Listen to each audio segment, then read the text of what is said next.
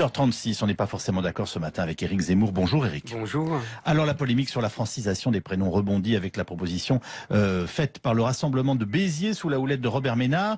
Hier sur notre antenne, Nicolas Domenach a dénoncé cette mesure intolérable à ses yeux et vous souhaitiez ce matin lui répondre. Eh oui, le monde est bien fait. Il y a les gentils et les méchants, les tolérants et les xénophobes, ceux qui acceptent que les enfants portent des prénoms multicolores et ceux qui veulent leur imposer des prénoms monochromes français. Bon. Et si on allait au-delà de ces postures? Et si on allait au-delà des faciles incantations? Si on plongeait dans la réalité des rapports sociaux? Si on retournait dans l'histoire de la nation française? Adjani se prénomme Isabelle et non Jamila. Reggiani se prénomme Serge et pas Sergio. Aznavour, c'est Charles.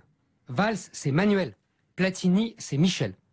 Appeler ses enfants Souelen ou Mohamed, c'est un signe manifeste d'auto-ségrégation qui permettra ensuite de se plaindre de la ségrégation que l'on subit.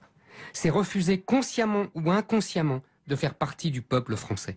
C'est nier la République au nom des soi-disant valeurs républicaines. Car depuis que la Révolution existe, depuis que la République existe, elle a imposé des prénoms tirés du calendrier des saints. Les révolutionnaires votèrent la première loi dans ce sens en l'an 11. La République, ils l'avaient fondée. Elle fut confirmée par une loi de 1965 sous le général de Gaulle et en 1972 sous Georges Pompidou. Comme chacun sait, ce sont deux tyrans xénophobes. Jamais ils n'auraient toléré qu'un ministre appelle sa fille Zora ou qu'un président de la République appelle sa fille d'un prénom italien. Ce sont les juges qui, à partir des années 70, ont refusé d'appliquer cette législation séculaire. Les familles maghrébines pensaient alors repartir au pays, on les laissa faire. Les familles françaises des classes populaires étaient fascinées par Hollywood, on ne sanctionna que les plus ridicules comme Goldorak. Devant ce laxisme judiciaire, les préfets baissèrent les bras et le législateur abolit cette législation en 1993. La gauche a l'habitude de parer ses renoncements des atours de la liberté. Pourtant, vous-même, cher Éric, portez un prénom droit de Suède et Robert Ménard, un prénom germanique.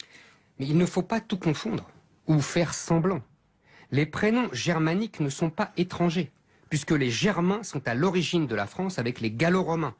En faire des immigrés, c'est confondre la France avec l'Empire romain. Les prénoms scandinaves ont été depuis toujours francisés par la conversion de ces populations au christianisme. Car que cela plaise ou non, la France est un pays de culture catholique, façonné par l'Église depuis plus de 1000 ans. Les autres cultures, les autres nations ne s'y trompent pas. Le rappeur Abdel Malik s'appelait Régis avant sa conversion à l'islam. Quand des parents juifs donnent à leurs enfants des prénoms israéliens, il y a de fortes chances que cette famille ne tarde pas à quitter la France pour Israël.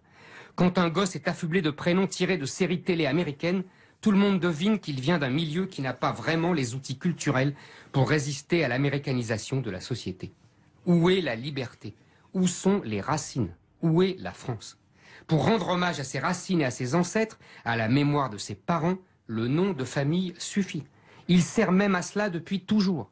Le prénom est au contraire la marque de l'individu nouveau qui va évoluer dans la société d'accueil. Lui donner un prénom français de culture chrétienne, c'est marquer sa volonté d'intégration dans le pays qui sera le sien. C'est marquer son respect pour la société d'accueil, son passé, son histoire, ses héros. C'est faire sien son héritage. Le prénom, c'est la France.